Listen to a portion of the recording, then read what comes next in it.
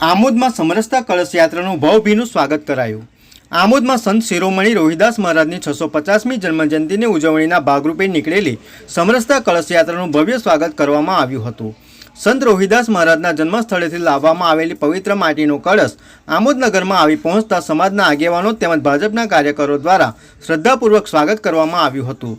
આ પ્રસંગે આમોદ શહેર ભાજપ પ્રમુખ મિથુન મોદી, મહામંત્રી ભાવિક પટેલ, અનુસૂચિત જાતિ મોરચાના જિલ્લા મહામંત્રી કમલેશ મકવાણા, મોરચાના ઉપપ્રમુખ મનીષ મકવાણા, મહિલા મોરચાના પ્રમુખ ગીતાબેન પટેલ, પાલિકા સદસ્ય રશ્મિકા પરમાર સહિત સમાજના આગેવાનો અને કાર્યકરો મોટી સંખ્યામાં ઉપસ્થિત રહ્યા હતા।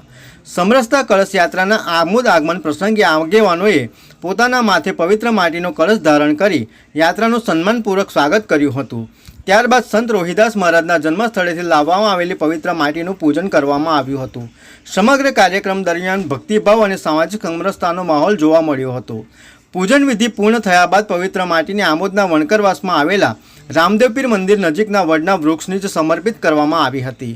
આ પ્રસંગે ઉપસ્થિત આગેવાનો અને સમાજના લોકોએ સંત રોહિદાસ મહારાજના આદર્શો અને સમરસતાના સંદેશને જન જન સુધી પહોંચાડવાનો સંકલ્પ વ્યક્ત કર્યો હતો।